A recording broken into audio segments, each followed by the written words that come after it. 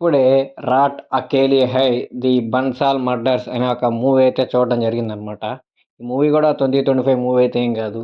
ఈ మూవీ గూడా 2020లోనే రిలీజ్ అయింది.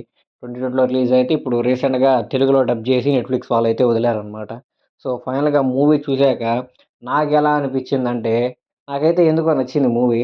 బావుంది. లైక్ వాళ్ళు దాన్ని రివీల్ చేసే విధానం, దాన్ని తీసుకెళ్ళే ప్రాసెసు చాలా అంటే చాలా బాగా అనిపిచ్చిందనమాట. కాకపోతే ఖచ్చితంగా 18+. ఎందుకంటే అడల్ట్ కంటెంట్ అలాంటియేం ఉండదు గానీ, క్రూరంగా చంపుతారనమాట. కొన్ని కొన్ని డిస్టర్బెన్స్ విజువల్స్ అయితే ఉంటాయి. మూవీ స్టార్టింగే వాళ్ళు 18+ అనేయగానే సర్లే ఏమైనా అడల్ట్ సీన్స్ అయ్యి దానివల్ల ఏసారేమోలే అనుకున్నాను. కానీ స్టార్టింగ్ సీనే ఆహ్, వయలెన్స్ అయన్నీ చూసాక, ఆ బ్లడ్ అయన్నీ చూసాక అబ్బో! పిల్లకాయలు చూస్తే చాలా ఇబ్బంది పడతారేమోరా! మనకే కొంచెం కడుపులో తిప్పేసినట్టుందది. పిల్లకాయలు చూస్తే ఇంకా దారుణంగా ఉంటది అనుకున్నాను. సో, మూవీ అలా పోతా ఉంది, పోతా ఉంది.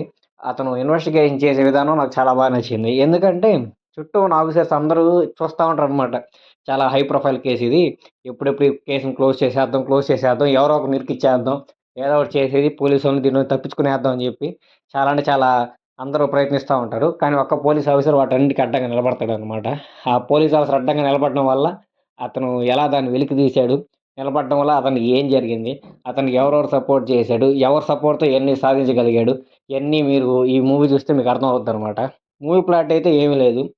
ఒక రాత్రిలో ఒక పెద్దింట్లో ఉన్న మనుషులందరిని చంపేస్తారనమాట. చాలా అంటే చాలా క్రూరంగా, కిరాతకంగా చంపుతారు. ఎవరు చంపారు? ఎందుకు చంపారు? అసలు ఎలా ఇంత క్రూరంగా చంపగలిగాడు? అంత కసి ఏముంది? ఇదంతా మీకు మూవీ చూస్తే అర్థమవుద్దనమాట. ఆ మూవీ చాలా అప్ అండ్ డౌన్స్ ఉన్నాయన్నమాట. లైక్ స్టార్టింగ్ అంతా ఒకలా చూపిస్తారనమాట. ఓకే. వీళ్ళే చేసుంటారేమో, వాళ్ళే చేసుంటారని చెప్పి కొంచెం డైలమాలో అలా ఇలా ఉంటామనమాట. కానీ క్లైమాక్స్‌కొచ్చాక మీకు క్లియర్ కట్‌గా అయితే అర్థమవుద్దనమాట. ఓహ్! ఇది అన్నమాట జరిగింది. అందుకని ఇలా అనిపిచ్చిందని జెప్పి. నాకైతే వయలెన్స్ అయితే కొంచెం ఎక్కువనైతే అనిపిచ్చిందనమాట. అంటే అది చూస్తుంటే ఎలా ఉంటదంటే లైకు మాంసపు ముద్దలంటారు గదా!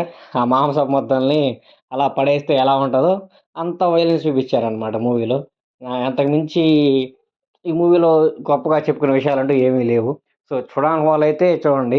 ఎవరన్నా బ్లడ్ అన్నా, వయలెన్స్ అన్నా ఏమన్నా కొంచెం భయం ఉన్నోళ్ళైతే కొంచెం అవాయిడ్ జేస్తే బెస్టు. మూవీలో చూసినట్టు ఊరికే బ్లడ్ చుక్కలు పడినట్టు గాదు.